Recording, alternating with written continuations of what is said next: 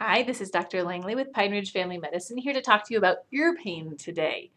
So, it's amazing how sensitive the ear is to pain. If you've ever had an earache, it is just shocking how distracting it is for doing anything else, for concentrating on things, because it just hurts so much. So, the first thing to do if you have ear pain is take an ibuprofen or a Tylenol to try to decrease that pain.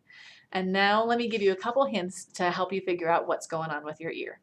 So the two big causes of ear pain that originate from the ear are otitis externa and otitis interna, or otitis media, really. So otitis media is your classic ear infection, the kind that kids get a lot. Typically, the kind that kids get is actually caused by a virus and not a bacteria, so not actually helped that much by antibiotics. The best thing to do is ibuprofen and Tylenol. If things aren't getting better, go in and see your doctor, and maybe antibiotics could help, but usually if you can wait it out, it's usually a virus. Just manage the pain. Whereas in adults, it's different. In adults, otitis medias are usually caused by bacteria, so antibiotics are the way to go. But where is this infection? So I've drawn a little picture over here of the ear. It's not anatomically perfect, in case you were wondering. So here's the outside of your ear, here's the outside of your head.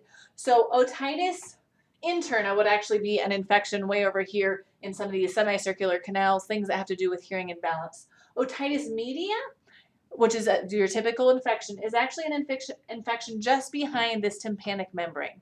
So sound comes in through your canal, hits the tympanic membrane, and then sends vibrations through the cochlea, and that goes to your brain, and you hear it as sound. So pretty cool. An infection, the classic ear infection, happens just behind this space. And it's often related to the fact that the eustachian tube, which is this little tube that goes from your ear actually to the back of your nose and throat, that's become clogged, especially in adults. So if you have a cold or allergies that stuff this up, that's the only passage into that little space back there. So bacteria can grow and develop and form an infection there. So one of the best solutions to preventing that ear infection is to open that up. So whether that's through Sudafed or Mucinex, a decongestant, or through allergy medications, or even through Afrin, which is a really potent nasal spray that opens up everything in the back of the nose, including that eustachian tube. That's an important thing to get all the stuff that's collecting in there draining out and to make that feel better. But on the other hand, you can also have an infection here. That's classically called swimmer's ear. This membrane here is a pretty solid divide between the inside of the ear and the outside of the ear. So otitis externa, an inflammation of this canal, is really painful too. So if you've gotten water from the shower or from swimming stuck in your ear before and it's rattling around in there and causing irritation and pain, oh, I'm right there with you. That hurts a lot. Ways to treat that: they sell fancy over-the-counter drops for avoiding swimmer's ear that you're supposed to put in every single time after you take a shower or go swimming if you tend to get that. But the secret is that a couple drops of white distilled vinegar or a couple drops of rubbing alcohol will do the same thing. The rubbing alcohol will actually help that water that's stuck in your ear to evaporate on its own.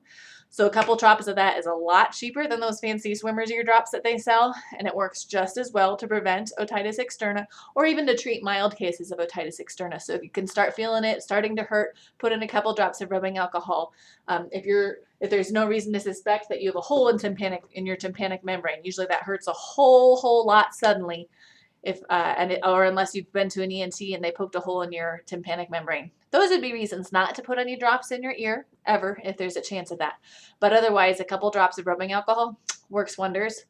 The distilled vinegar is a great one because sometimes you can even get a fungal infection in your ear, which can be hard to treat.